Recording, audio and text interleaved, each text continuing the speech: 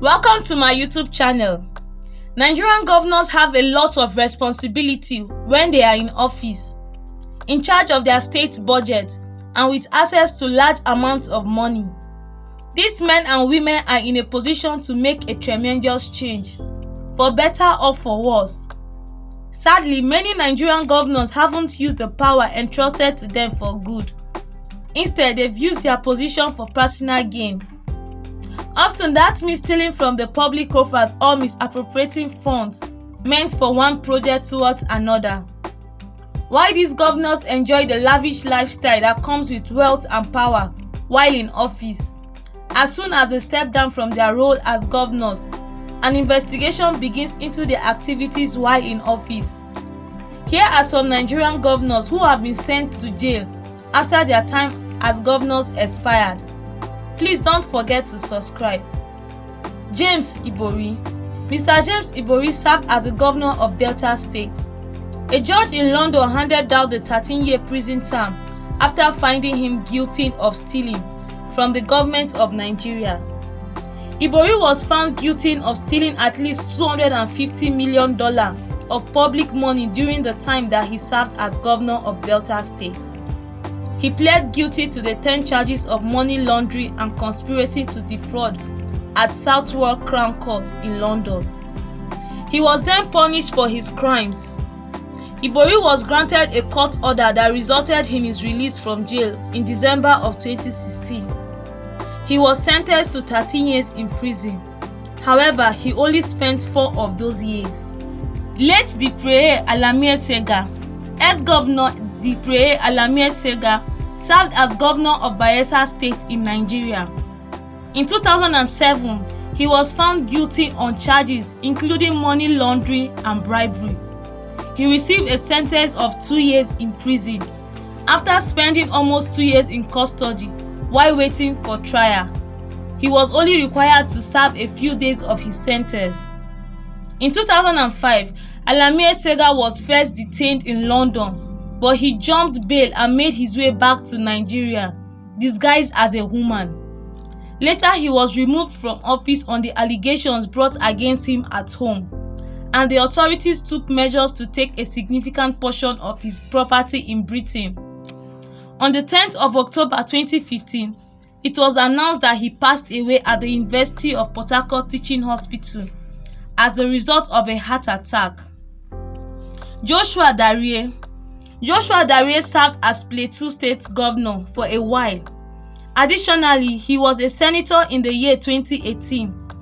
On the 20th of January in 2004, he was detained in London, England, while he was still serving as governor. He was in possession of huge amounts of funds.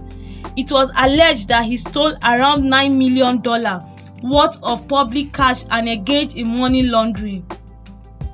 In 2007, the EFCC filed 23 charges of money laundering against Dariye, most of which included the alleged misappropriation of around 1.126 billion naira in ecological funds from the Plateau State government.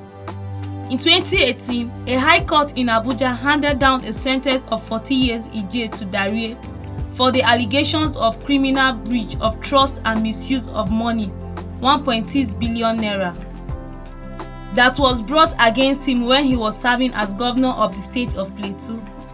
The original sentence of 14 years that had been handed down to Dariye was reduced to 10 years in 2018. Jolly Miyami. He served as the governor of Taraba State in the past, after being found guilty on 27 out of 41 charges of suspected misappropriation of public funds. Miyami was given a sentence of 14 years in jail without the opportunity of paying a fine. Lockheed was the first Nigerian ex-governor to be convicted of stealing from the public coffers. He served as governor of Edo State during his time in office. The Economic and Financial Crimes Commission (EFCC) accused him of 142 instances of corruption, totaling 25 billion naira, while utilizing front organization. In 2008, Lockheed made a deal to engage in a plea bargain with the commission. As part of the deal, he returned a portion of the money that was said to have been stolen by him and then went home. James Ballard Ngilari. Up until May 2015, he served as the governor of Adamawa State in the state's northeastern region.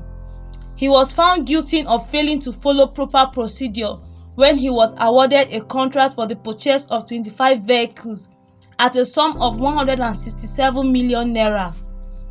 Ngilari was given a sentence of 5 years in prison without the possibility of paying a fine after the Economic and Financial Crimes Commission (EFCC) in September 2016 found him guilty of 5 out of the 17 accusations that had been brought against him.